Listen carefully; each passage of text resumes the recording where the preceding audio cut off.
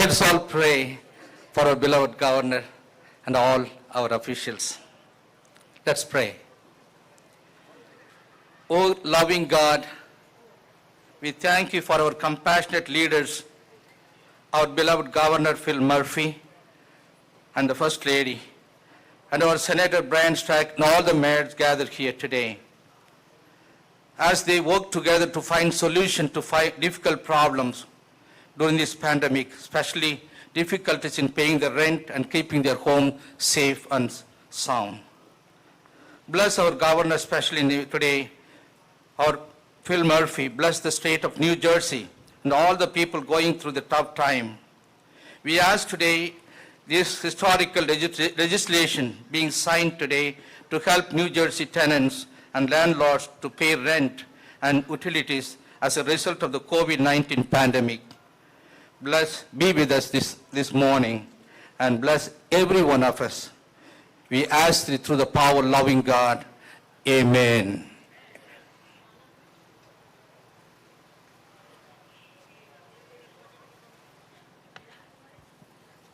Bienvenido, mi gente. Yo me llamo Fran Argote Freire del Red de Acción Latino. Hi, everyone. Good morning, everybody. It's Frank Argote Freire from the Latino Action Network.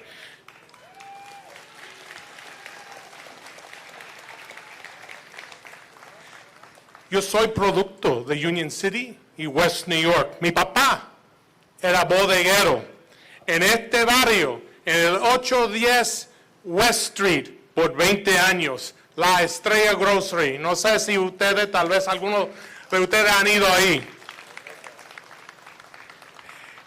Bueno, al inglés otra vez. Good morning, buenos días. This is the most appropriate place for signing legislation that provides protections against evictions for tenants financially drained by the pandemic. This neighborhood brings back a lot of personal memories for me because my father, an immigrant from Cuba, owned a bodega just a few blocks from here for more than 20 years. Jorge Freire was the bodeguero at La Estrella Grocery at 810 West Street. He was ably assisted by my mom, Carmen Argote. As a boy, I remember all the hard-working men and women, just like all of you, coming into the store to pick up their groceries. Friday was a big day. That was payday, and folks would come in and get their groceries for the week. And when times were difficult, my father extended them a line of credit, and he kept the data in a little black book behind the counter, as many bodegueros do in Union City. And he kept track of their purchases. And when times were good, they paid down their food tab. The neighborhood was filled with folks from all over Latin America. At that time, the 1970s and 1980s, most were from Cuba, the Dominican Republic, and Puerto Rico. Most were immigrants. Most were renters. All of them had big dreams. And so I come to this neighborhood from time to remember my parents and those hard-working people. This neighborhood will always be in my heart. And the folks I remember did not like being in debt. When they owed money, they paid it back. This neighborhood feels very much like it did when I was a boy. Now, this neighborhood and thousands like it across the nation has been struck by this awful pandemic. Thousands of folks across New Jersey and in this very neighborhood are facing a once-in-a-lifetime economic crisis. The pandemic has sapped their economic resources. At the Latino Action Network Foundation, we are preparing a policy report to send to Governor Murphy and members of the legislature with additional proposals to make New Jersey a more equitable state. And in preparing the report, we reviewed the disparate impact of the pandemic on communities of color. And here are just a few glaring data points. Latinos and African Americans, among those 65 and under, died at a much higher rate than those in other communities.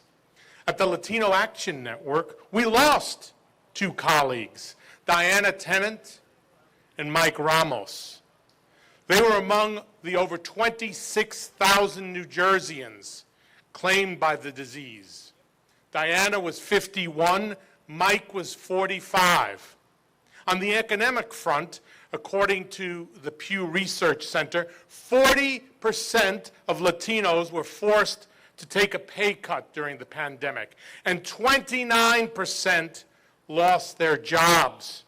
If we're to approximate a just society, it is those folks that we must not forget. This bill that Governor Murphy is about to sign invests in them by helping them cover their rents during a challenging time in the history of our state and nation. We know that these folks are going to reward us in the years to come with their economic and intellectual contributions to our state. Now, just a few words in Spanish before I conclude. Nuestra gente vinieron a este país para trabajar y crear una vida mejor para nuestras familias. La pandemia nos ha pegado duro. 40% de los latinos entrevistados por el Pew Research Center han visto un rebajo en su sueldo y 29% han perdido sus trabajos. La legislación que el gobernador Murphy va a firmar hoy es muy importante para nuestras comunidades. Va a asistir a los inquilinos que por factores económicos no han podido pagar su alquiler. Para crear una sociedad justa, es muy importante invertir en nuestra comunidad durante una crisis económica mundial. Now, to conclude in English, reaching this point in the process was not easy. To his credit, Governor Murphy issued an eviction moratorium at the very beginning of the crisis. But for members of the Latino Action Network, the looming question was always, what happens after the moratorium comes to an end? The Latino Action Network formed part of a coalition with other groups to find a just path forward for tenants and homeowners. I would be remiss if I did not acknowledge our partners, the Fair Share Housing Center, the Ironbound Community Corporation,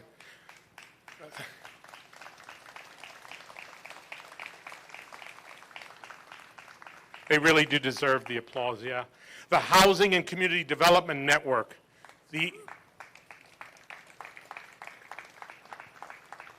Anti-Poverty Network, the New Jersey Organizing Project, New Jersey Citizen Action, and Make the Road. Now, before I hand off to the governor, I also want to thank our friends in the legislature that made this possible, particularly Assemblywoman Brittany Timberlake and Senator Brian Stack, your mayor.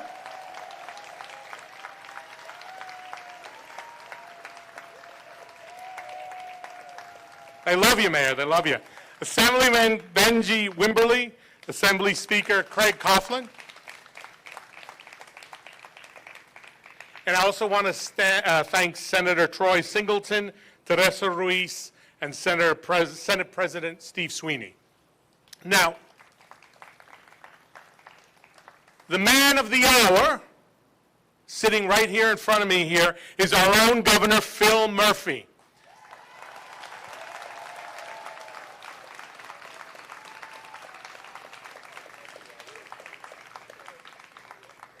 I have lived in New Jersey most of my life, and I can honestly say he is the best governor we have had in my lifetime. I know I'm pretty young, but still, in my lifetime. He has signed more pieces of progressive legislation in 3.5 years than all the other governors combined.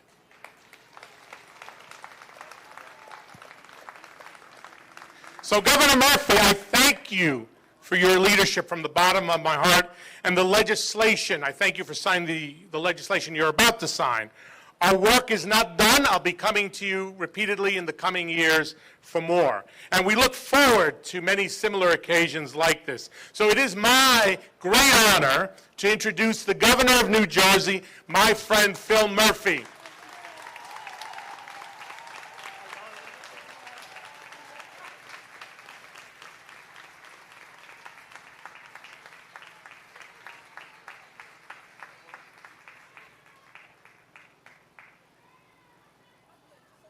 Sure? Thank you. Hello, everybody.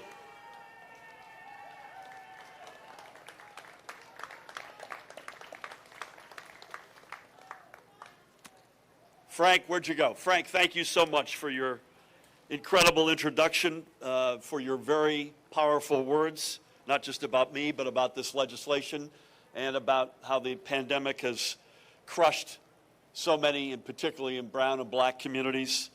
Your work through the Latino Action Network continues to be extraordinary, supporting families, and I'm incredibly honored to be with you. And Brian Stack, I'm incredibly honored to be back in Union City, in Hudson County, in the great state of New Jersey. More on you in a minute. I don't know where Father Nathan went, but I want to thank him for his invocation. Brian, where are you? There you go, Father. Great to see you, man. God bless you, and thank you for your kind words and prayers toward me and my family. Again, let's hear it for our host, one of America's, if not America's greatest mayor, Union City's very own Senator Brian Stack.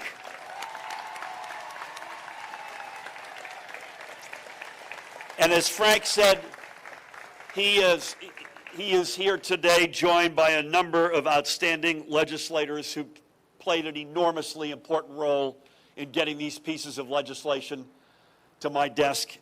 First and foremost among them, the woman who was right, a crusader on this every step of the way, Assemblywoman Brittany Timberlake. And she is joined by her colleagues in the Assembly, Annette Chaparro, you know her well, Coach Benji Wimberly, Assemblywoman Angela McKnight, Assemblyman Raj Mukherjee. Congratulations to each and every one. Former State Senator Bernie Kenny's in the House. Let's hear it for your Congressman. Albio is with us. A couple of other great mayors. Gabe Rodriguez is in from West New York. Rich Turner from Weehawken. I want to give a shout out to the Union City Commissioners, Fanny Cedeno and the Hudson County Commissioners. I also want to acknowledge representing the Department of Community Affairs, Chief of Staff, and Assistant Commissioner Dr. Kimberly Holmes, and Janelle, Kimberly's right in front of me, and Janelle Winter, Director of the Division of Housing and Community Resources. Thank you both for being here. We will hear in a couple of minutes from Mayor Senator Brian Stack, Assemblywoman Brittany Timberlake, and Congressman Albio Ceres.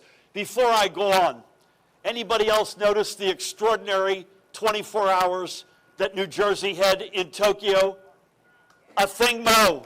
Sidney McLaughlin, 2 gold medal winners from the great state of New Jersey.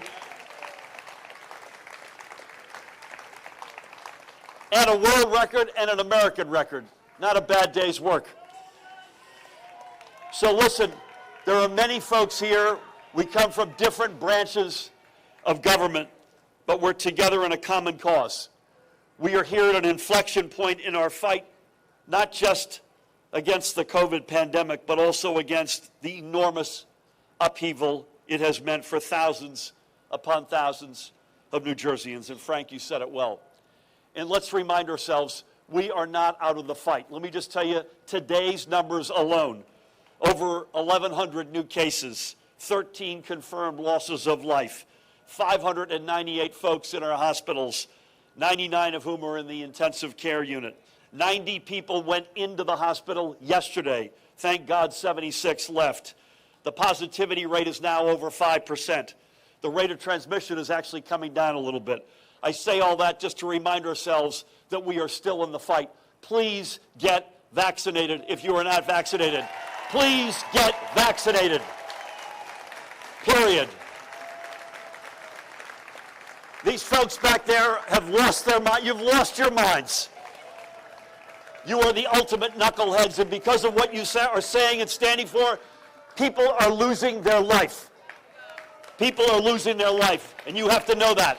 Look in the mirror. Look in the mirror.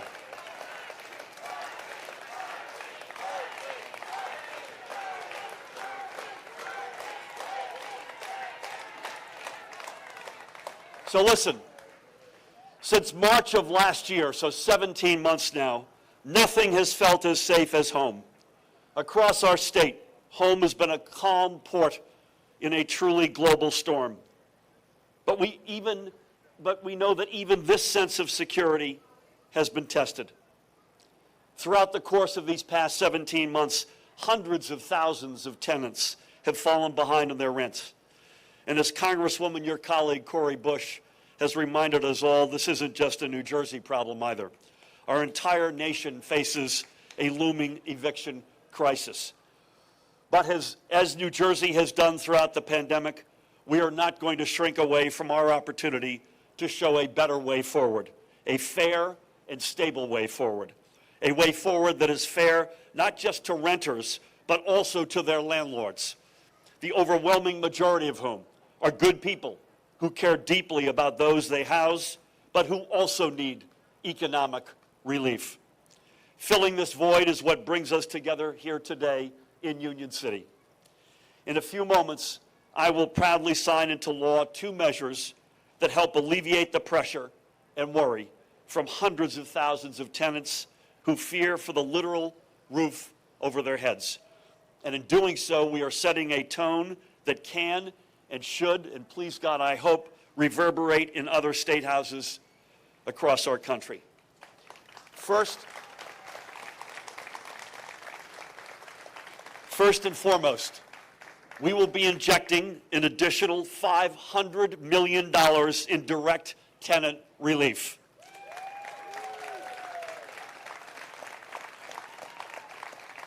The new eviction prevention program within the Department of Community Affairs, led by the rockin', my partner in government, let's hear an absentia for the Lieutenant Governor and the DCA Commissioner, Sheila Oliver. So the eviction prevention program will build on the department's successful emergency rental assistance programs and get these funds into the hands of families living below 120% of their county's area median income and who have suffered financially due to the pandemic. So here in Hudson County, for example, that would mean a family of 4 living with an income under $83,400 would qualify. And we will also step up with an additional $250 million in utility assistance where needed to ensure that families aren't just more secure in their homes, but protected against a potentially harmful utility shutoff. The department will be collaborating with partners in the nonprofit sector. I see Phyllis and Stacy and many others here. Renee, I'm not sure is here, but Renee is where? Hiding over here, and many other leaders who have been extraordinary. Thank you all.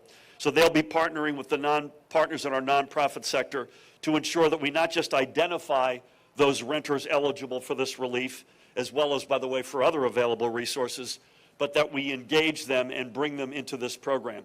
This will be the core work of the new Office of Eviction Protection.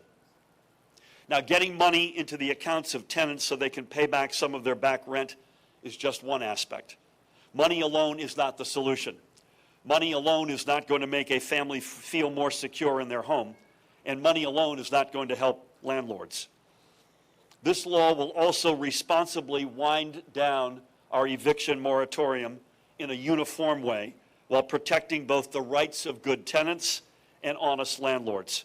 And I want to say this, I commend President Biden and his administration for their 60-day extension of the CDC moratorium in areas highly impacted by the virus. We are equally focused on protecting families, so hats off to them.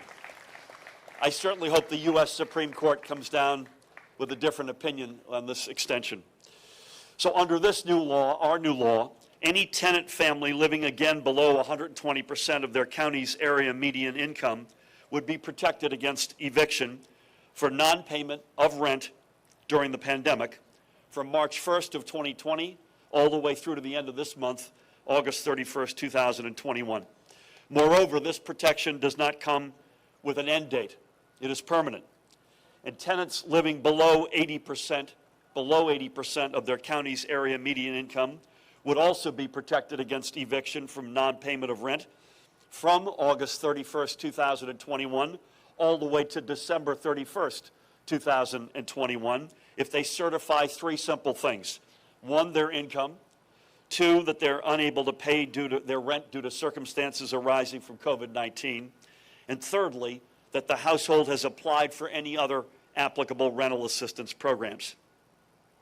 Now, to be clear, this does not mean that tenants won't have to make up for rent payments missed from March 2020 through the end of this year. If you owe rent, those payments will still have to be made, in many instances through the rental assistance I described a couple of minutes ago.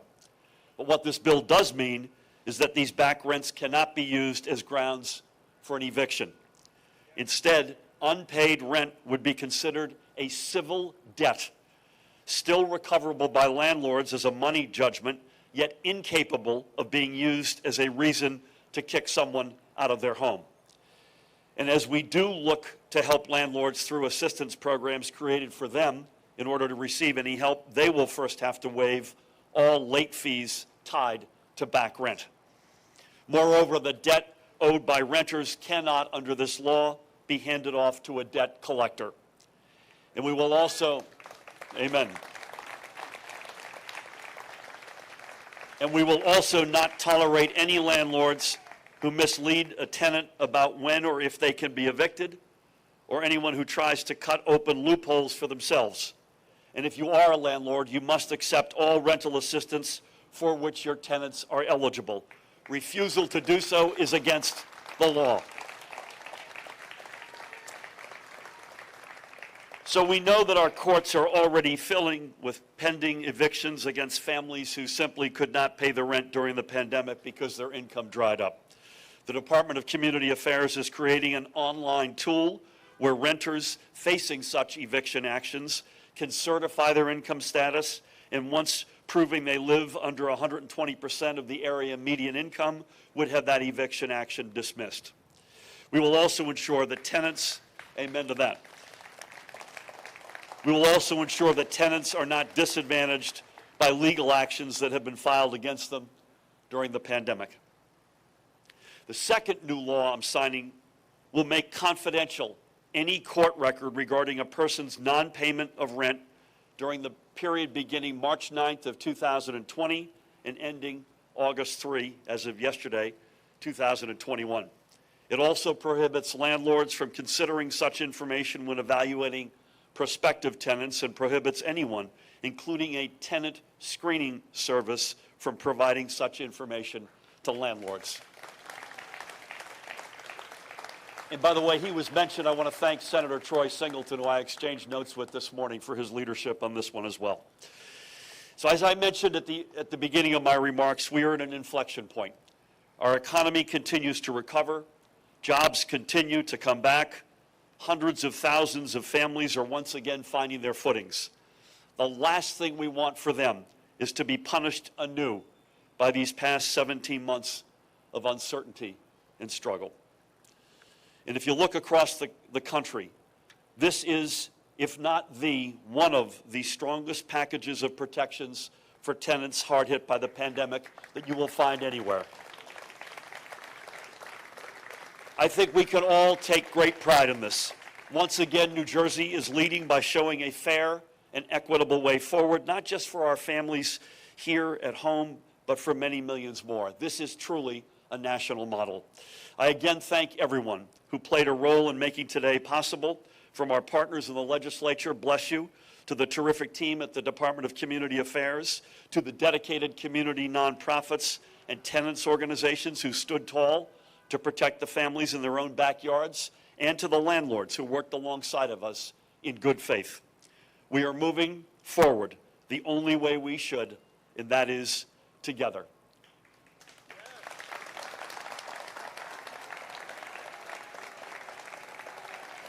It is now my great honor to introduce our host, a dear friend, a great mayor, a great senator. Please help me welcome the one and only Brian P. Stack.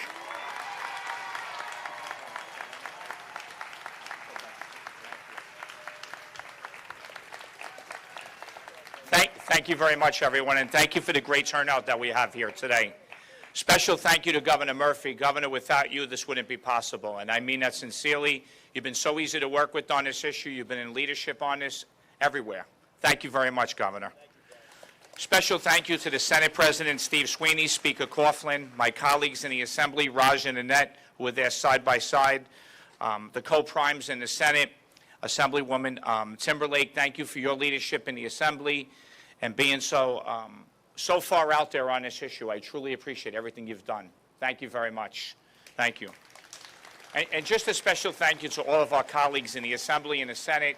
The bill passed both unanimous in the Assembly, I believe, and also in the Senate, which is not easy. The governor can tell you that. To get unanimous support among the Senate, just the Senate alone is tough, never mind the Assembly. I look at Bernie Kenny, and Bernie knows that well as the former majority leader. Thank you, Bernie, for being here today. Senator Bernie Kenny. I'd also like to thank the tenant advocates, the dozens of advocates that definitely kept this issue alive, the countless hours that the advocates put in, so many to mention. Thank you to all those tenant advocates for everything that you've done. Thank you very much. Thank you very much to the Apartment Association. At one time, I thought that the Apartment Association saw me as the big bad wolf, and I saw them as the big bad bear. But working with David Brogan and the others in there, Nicole and Nick, it's been a pleasure to work with you and David, and you were very much a big part of getting this done. Thank you very much. I'll be very brief in my comments. The governor and Frank said it all, and I appreciate all of their comments. The legislation, as the governor, will stop evictions, but more importantly, put the money in the hands of the tenants and the landlords. This will allow landlords to get their bills paid, properly maintain their properties, and as the governor said, for the large part, most landlords are looking to do the right thing. And many of these landlords are not large landlords. They're mom-and-pop landlords, and we have many in Union City. Once again, the protections afforded in this bill will help the most vulnerable, which is so important. I grew up in Union City my whole life, and I didn't grow up far from here, about 6 blocks away on 7th and Palisade Avenue. And then I lived on 11th Street. Now I still live in downtown Union City on 6th Street. And my mom was a superintendent. My dad was a blue-collar worker on the railroad. And I've heard about tenant issues since I'm a kid, and that's what got me involved. And truly, I know the struggles that people face that would come into my mom and dad's apartment. That's maybe why I got involved politically. Not maybe, but the reason why I did get involved and infected with the civic and political bug in Hudson County, to really go out there and help people. And today is a day when you see legislature and a governor and everyone come together, Democrats and Republicans. We had tremendous bipartisan support on the bill, and the leadership of the Republicans in the Senate and the Assembly. I could speak more about the Senate because I deal with them more on a regular basis, but everyone came together on this, and that's so important. And it's really when elected officials work at their best to resolve problems, and I thank everyone for being involved in that.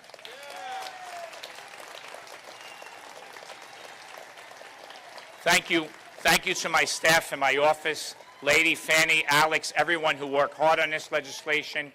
Thank you very much. But I can't say enough about the leadership of Governor Murphy, his smart and caring leadership.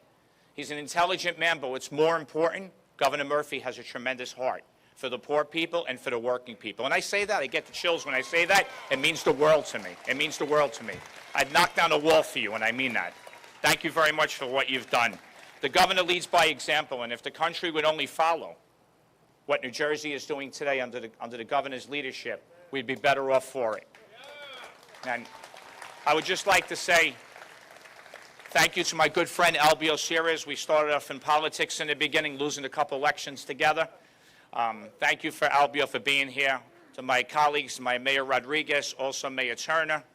Mayor Rodriguez is a pleasure to work with. Mayor Turner, well, no, I'm just kidding. I'm just kidding. He's the best, Rich Turner. And a special thank you to my fiancée, Mercedes, who puts up with me on a daily basis. Thank you. Thank you to everyone here that came today to this from all over New Jersey, from Union City. Thank you and God bless you. And thank you, Governor, again.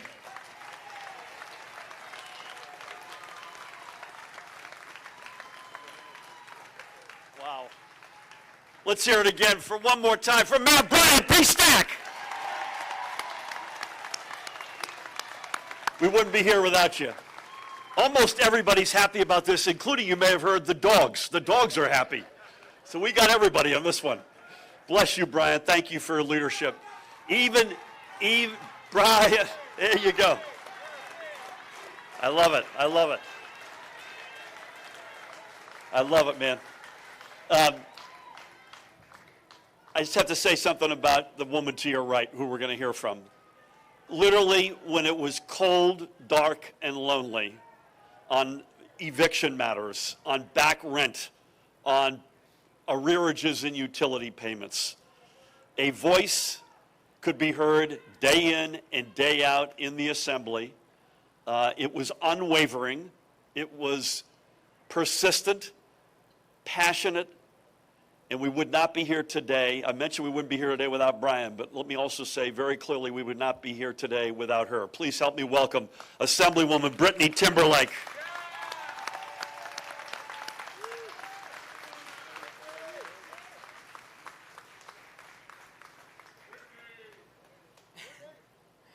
How's everyone doing?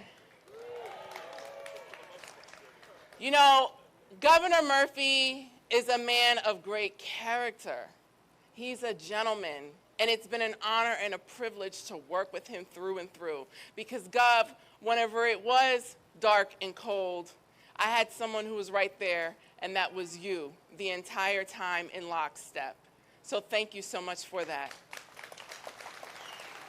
And I could, of course, say the same thing for Speaker Craig Coughlin, who was right there in the trenches with me. I'm a military child, okay? I'm a daughter of a soldier.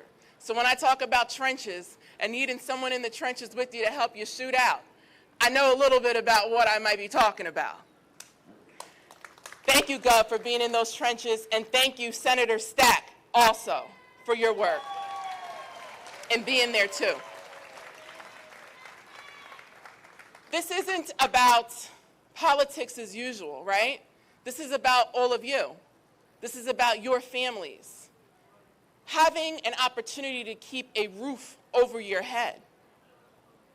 We're coming out of a pandemic, hoping, and the governor's fighting like hell to make sure we don't slip back into one. But our homes actually symbolized even our schools, because the children were learning from where? Their homes and their living room. Our homes have so much meaning to us all. It's where we go and gather in celebration. It's where we go and gather to mourn. It's where we go to lay our heads. It's where we seek refuge. It is our peace. I know what it feels like to have the threat of losing your home. I know what it feels like to be in poverty and to be facing big corporations or stronger, more powerful beings, certainly more wealthier, and not knowing what tomorrow will bring. And that's the reason why, through it all, we stayed the course and made sure that we fought to have this day come. And it wouldn't be so without all the names that I mentioned, but also without the strong advocacy groups that I have to mention as well by name. Stacy Berger, stand up. Stand up. Matt Hirsch, Drew Curtis, Maria Irene Lopez, Adam Gordon, James Williams, Eric Dobson, Jody Stewart, Amanda Davika Reiner, honestly, Beverly Brown Regia.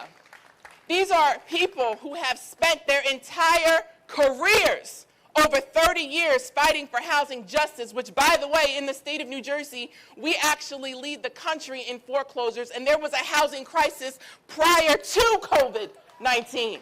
And this is about making sure that we do not exasperate that crisis and that we can make sure that your family has a place to lay their head at night. Now, through it all, I would be remiss if I didn't also thank my family, because we conceived, birthed, and had a whole entire human being during this time. And my husband, with such patience, Dimitri, I have to say thank you to him, because he patiently rolled his eyes while being nice by my maternity bedside as I was picking up the phone, making sure that we were still working for that all people would have a place to bring their newborn babies home to. that all people would have a place to make sure that their family has a place to call home. That's what it was about. That's what the dedication is, and I couldn't have done it without this team, without Senator Brian Stack, without my colleagues in the legislature, the housing chairperson, okay, Benji Wimberly, stand up, through and through, Angela McKnight, a co-sponsor in the Assembly, through and through, and Assemblywoman Shanique Spate, also a co-sponsor, a prime sponsor in the Assembly. I'm talking about late nights on the phone, drafting legislation, pens and paper, meetings through Zoom, okay? I appreciate you and your support as prime sponsors, and all of my colleagues, you know, Annette and Naraj, thank you so much. This is for you, this is for the people, and this is what you have elected us to do. We don't work for big corporations, we work for you. Thank you.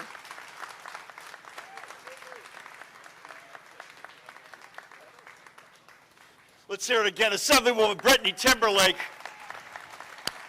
Thank you, thank you, thank you to all of your colleagues. One more voice, but it's an important one. No matter how good a job we do with our extraordinary legislative partners, and I also want to shout out Senate President Steve Sweeney and Assembly Speaker Craig Coughlin, because we're not here today without the two of them as well. But no matter how good a job we do, whether it's in the executive branch, the legislative branch, with all of the extraordinary organizations, nonprofits, community organizations, at all levels of government within our state, within the four walls of New Jersey, no matter how good a job we do, we can't get done what we need to get done for New Jersey without fierce advocacy and representation in Washington. And in that respect, it's a great honor to introduce for our final few words your Congressman, one of the great fighters for the state of New Jersey, Congressman Albio Ceres.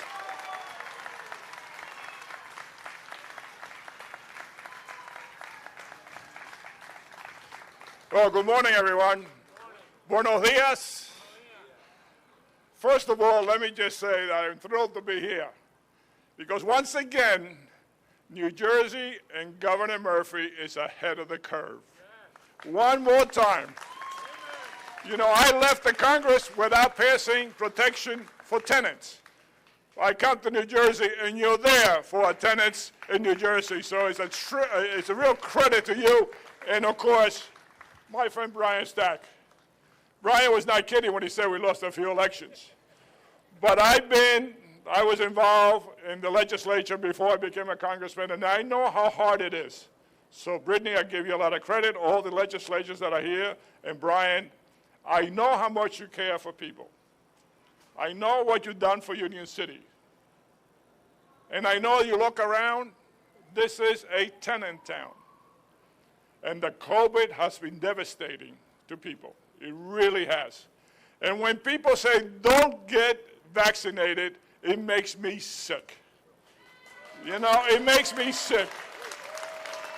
The governor is absolutely right. We all know somebody who's gotten sick. We all know somebody that has passed away because somebody passed that on to them and they haven't gotten vaccinated. So get vaccinated before you hurt anybody else.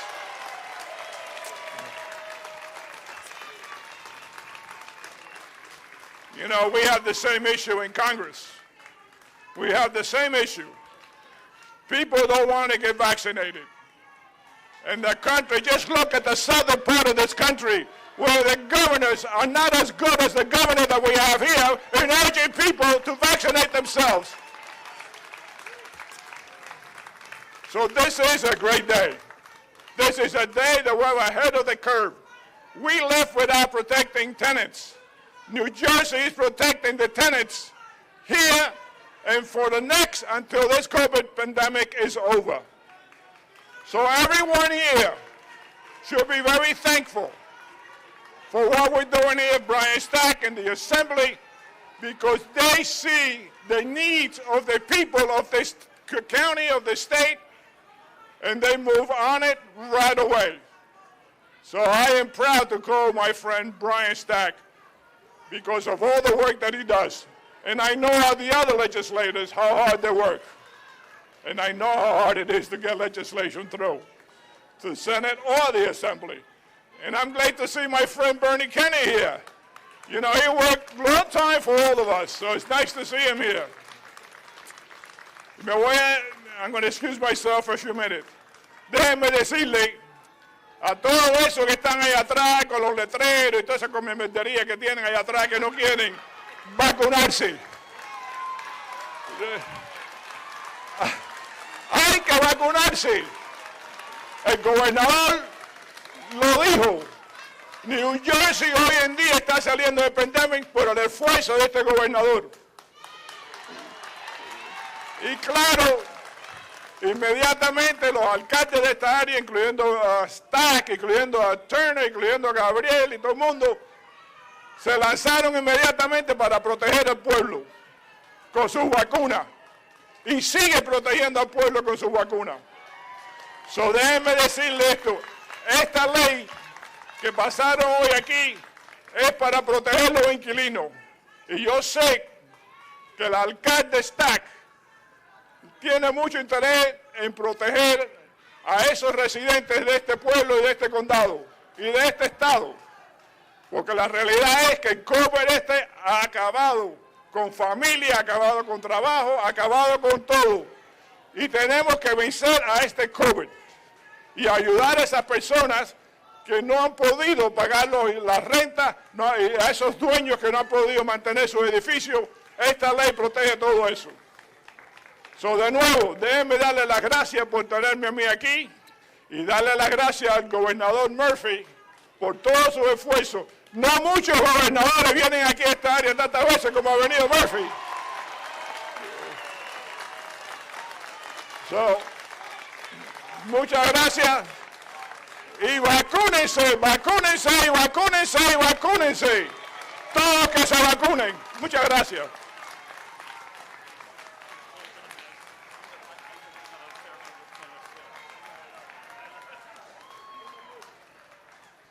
Let's hear one more time, Congressman Albio Ceres.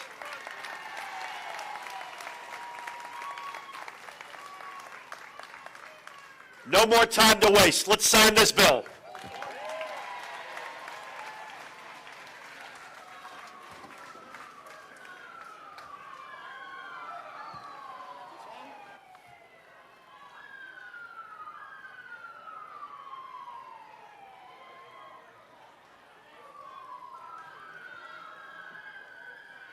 Hey, Frank, Albio. Come on up, guys. The legislators. Yeah. Get everybody out. Stacy! No, she's not. Should we have that? I don't have a pen for her. Is that what you're saying? Should we have the applicants in there too? Yeah, bring them all up. Absolutely. Yeah, the only problem is there's no pen. There's no, they don't have pens. Hey, guys, I'll give them a pen later. That's it. A mí mi familia vivió en West New York.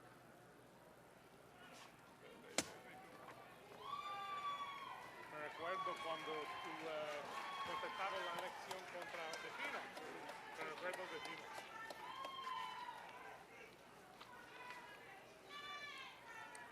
This is the money shot. I can't see a thing, but it'll look good.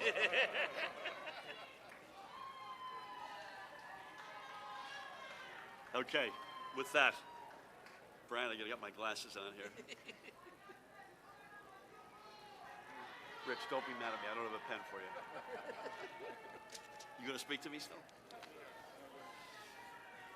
Okay. First bill up is Senate Bill number 3691. And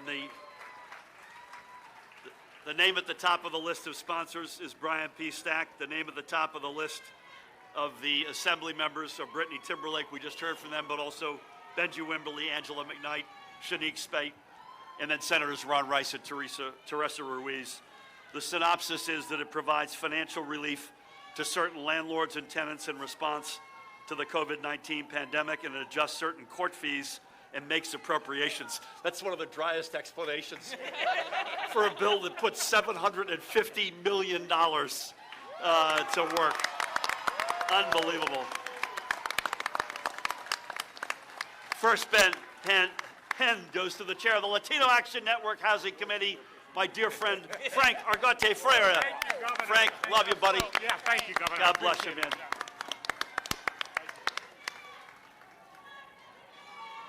Mayor, Senator Brian P. Stack. All right.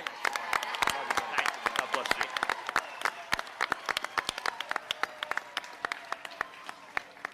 Assemblywoman Brittany Timberlake.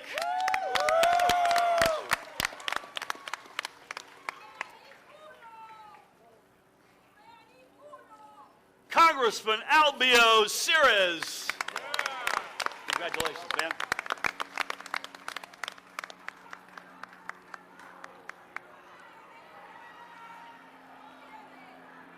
I'm going to give this one in absentia, Matt Stanishi, to Assemblywoman Annette Keano, who wanted to be here and could not be. I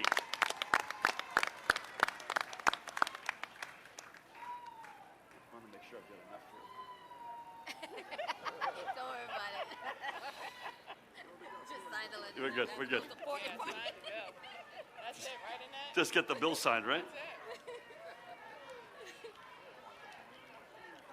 Assemblywoman Angela McKnight. Congratulations.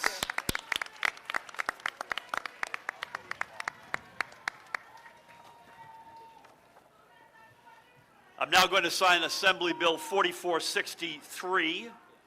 On the list of sponsors, again, Annette Keano, Benji Wimberly, Raj Mukherjee, Senator Troy Singleton, and Senator Brian P. Stack.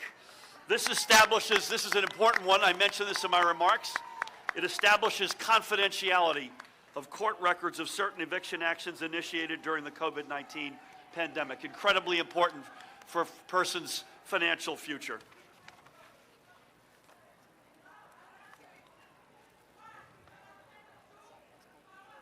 First pen for this bill, your Assemblywoman, Annette Chaparro. Annette, bless you. Love you. Getting live. The coach, Assemblyman Benji Wimberly. Congrats, buddy.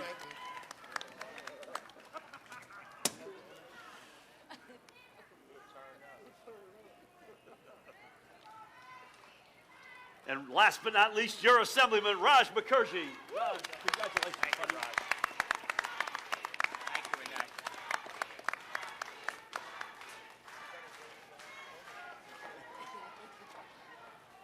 I am incredibly proud to say that these are now the law of the land. Can we get a shot? Can I come back here? Can I come between you? Gabe, don't be mad at me. I'll get you next week.